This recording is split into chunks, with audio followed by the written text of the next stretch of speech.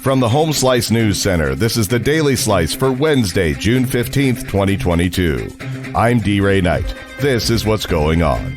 The Rapid City Area School Board met in a special session on Tuesday to canvass the latest school board election results. The board unanimously approved the results from the election.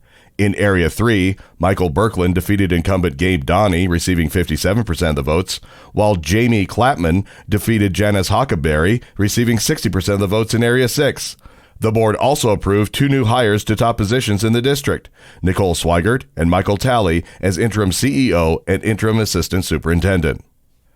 A Sioux Falls healthcare system has experienced a data breach. Amy Rose explains. The private information of hundreds of patients at Sioux Falls-based healthcare system have been compromised. Avera Health says a data breach allowed someone to obtain the personal information of about 700 patients who received care at Avera McKinnon Hospital and University Health Center in Sioux Falls. The information includes names, social security numbers, phone numbers, addresses, birth dates, and email addresses. Avera Health was alerted to the breach by one of its vendors, MCG Health, which was also affected. The city of Rapid City says recent vandalism at parks has forced the Parks Department to close restroom facilities. The facilities at College and Roosevelt Parks are now closed after continual issues. Doors to the bathrooms were damaged beyond repair and will cost anywhere from $7,000 to $10,000 to replace. Bathrooms at Brayburn Dog Park and Ice Rink and Jackson Disc Golf Course were destroyed by fireworks. City officials say the facilities at these parks are closed until the park system can replace the doors and other broken items. In national and international news, here's the latest on the war in Ukraine. NATO defense ministers are meeting to discuss beefing up weapon supplies to Ukraine and Sweden and Finland's applications to join the transatlantic military alliance. Their two-day meeting in Brussels, starting today, is less than 2 weeks before a summit of NATO leaders in Madrid.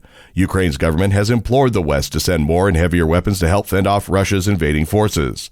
NATO Secretary General Jens Stoltenberg says the alliance's members are committed to continuing to provide the military equipment that Ukraine needs to prevail, including heavy weapons and long-range systems.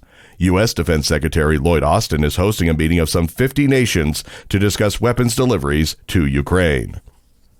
Last night was a big night for Donald Trump-backed candidates. Chrissy Davies has more. Donald Trump has notched a significant victory in South Carolina, where his preferred candidate made five-term Rep. Tom Rice the first Republican to be booted from office after voting to impeach the former president last year. Another high-profile GOP target of Trump, Representative Nancy Mace, managed to hold back a challenger in Tuesday's primary. Voters' different judgment in the two South Carolina races reflects a split within the GOP about how to move forward from the Trump era.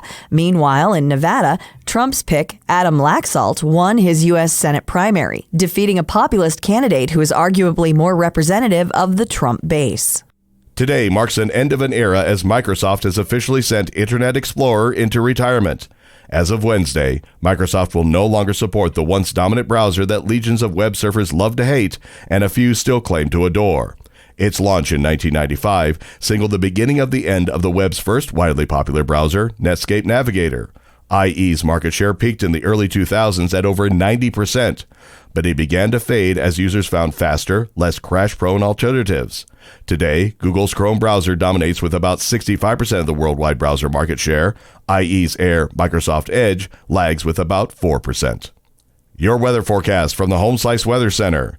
Beautiful day today with plenty of sunshine and a high of 78. Tonight's low, 52. And that was your Daily Slice for Wednesday, June 15th, 2022. The Daily Slice is a production of Home Slice Media Group, hosted by D. Ray Knight with Amy Rose and Chrissy Davies. Executive producer Mark Houston. Engineered by Chris Jacquez. I'm D. Ray Knight. Have a great day.